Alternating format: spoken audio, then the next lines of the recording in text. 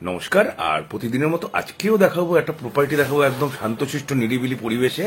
আপনারা যেমন লোকেশন চান, লোকেশনটা তো আমি মোটামুটি বলেই দিয়েছি। মধ্যমগ্রাম দোলতলা, ঠিক আছে? মধ্যমগ্রাম দোলতলা যে মিলনপল্লী আছে, মধ্যমগ্রাম দোলতলা মিলনপল্লী।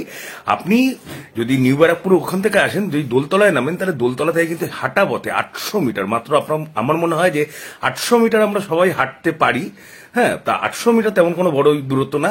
আর যদি আপনি টোটোতে ওঠেন, অন্তত 2 থেকে 3 মিনিট হয়তো ম্যাক্সিমাম লাগতে পারে। আর একদম যেখান থেকে টোটোতে নামবেন তার পাশেই কিন্তু এই বাড়িটি আছে। দোকান বাজার, বাজারঘাট সবকিছু আপনি কিন্তু হাঁটা পথে 2 থেকে 1 মিনিট থেকে 2 মিনিটের মধ্যে আপনি পৌঁছে যাবেন। মিলনপল্লীতে বাজার আছে, আপনি মানে ওখান থেকেও বাজার করতে পারেন।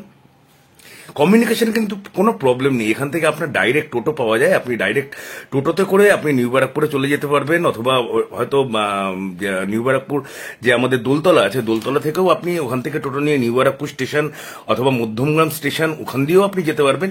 আর এই সামনে ফ্রন্টে কিন্তু মানে অনেকটাই জায়গা ছেড়ে রাখা হয়েছে। আপনি যেখানে মানে গাড়ি পার্কিং করতে পারেন, গাড়ি পার্কিং করুন, অথবা আপনি গার্ডেনিংও করতে পারেন। বাড়িটা কিন্তু 2 কাঠা 2 ছটাকের উপর, 2 কাঠা 2 ছটাক, এটা যথেষ্ট বড় জমি। আর সামনেও দেখলেন যে সামনেও অনেকটা জায়গা, তার মানে আপনি কার পার্কিংও পেয়ে যাচ্ছেন। আর তেমন কিন্তু একটা পুরনো না, মাত্র 8 বছরের পুরনো, মাত্র 8 বছরের পুরনো। পুরো কলম দেওয়া বাড়ি, নর্মাল মেঝে আছে, ঠিক আছে? নর্মাল মেঝে আছে। আর ঢুকেই আপনি একটা ছোট বারান্দা পাবেন, তারপরে এখানে একটা বেডরুম পাবেন, ঠিক আছে? বেডরুমের সাইজ দেখুন, বেডরুমের সাইজ কিন্তু মোটামুটি বড়ই আছে, খুব একটা ছোট বলা যাবে না। আর এখানে একটা হল পাবেন, ঠিক আছে? হল কাম কিচেন, মানে মাঝখানে হল কাম কিচেনটা আছে আর কি।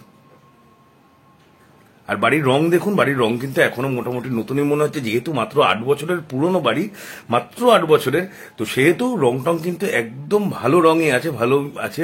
মাত্র 8 বছর হয়েছে বাড়িটার। আর আপনি যদি লোন করাতে চান, বাড়িটার এমনি প্ল্যান পর্চা এগুলো সবই আছে, কিন্তু বাস্তুটা করা নেই, বাস্তুটা করেই দিতে হবে।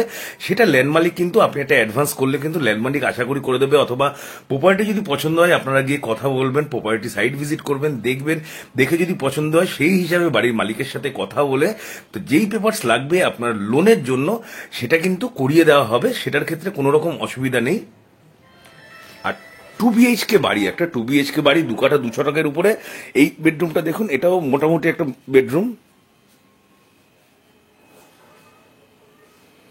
তাহলে মধ্যমগ্রাম দোলতলা নন্দনকাননে মোটামুটি 2 কাঠা 2 ছটাক জমির উপরে এই বাড়িটি আছে।